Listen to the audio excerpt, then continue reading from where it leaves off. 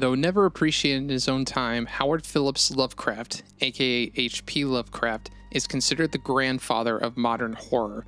His works, particularly his Cthulhu mythology, have inspired writers like Stephen King, Alan Moore, William S. Burroughs, and Neil Gaiman. Over the years, numerous film adaptations have been made of his work, ironic since Lovecraft wasn't a fan of cinema. Flash forward years later when Chicago-based theater director Stuart Gordon was looking to make a new Frankenstein-type film. At a friend's suggestion, he read Lovecraft's Herbert West Re-Animator and wanted to adapt it either for theater or television. Having met producer Brian Yuzna, Gordon was convinced to move to Hollywood and adapt the story to film. With a roughly $1 million budget, a cast of relative unknowns, and a first-time director, it was a tall order. Then, 1985 saw the release of what would become the highly regarded cult classic, Re-Animator.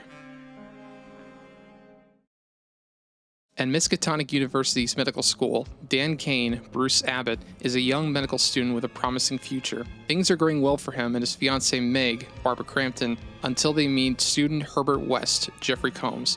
West ends up taking the spare room Dan is renting out, though Meg is unsure about West and fears him. It isn't long before West catches the ire of Dr. Carl Hill, David Gale, and the two instantly become foes. Turns out West has been developing a reagent serum that can reanimate the dead, but with catastrophic results. After an incident where Dean Halsey, Robert Sampson, Meg's father, is accidentally killed and reanimated, Hill tries to blackmail West. Hill wants to steal West's work, prompting West to decapitate him with a shovel, then reanimate his head and body. Newly reanimated, Hill steals West's reagent and commences with his sinister plans.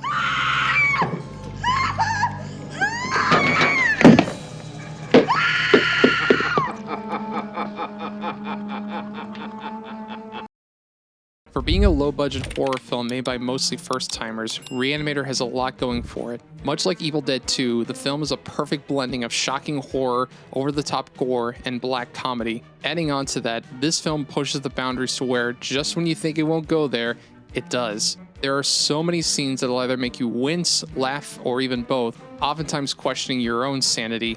In addition, for a cast of mostly unknowns, everyone delivers a fantastic performance, each actor playing well off one another. Bruce Abbott makes for a likable and charismatic lead, and he has fantastic chemistry with the always lovely Barbara Crampton. David Gale makes for a great villain, having a quality that's eerily similar to horror icons like Boris Karloff. However, I would argue that the real star of Re-Animator is Jeffrey Combs. As Herbert West, Combs' mix of charisma, dry comedic wit, and quirky charm makes him an instant scene stealer. His character shows so much determination in his research that you actually go along with him and believe in his work.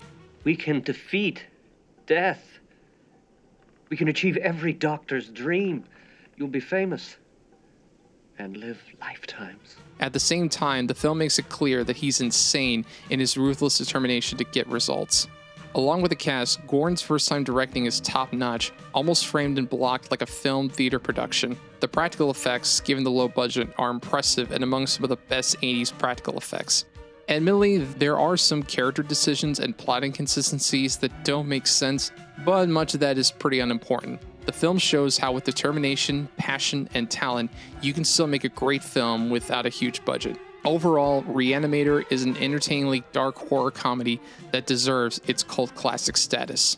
You'll never get credit for my discovery. Who's going to believe a talking head? Get a job in a sideshow.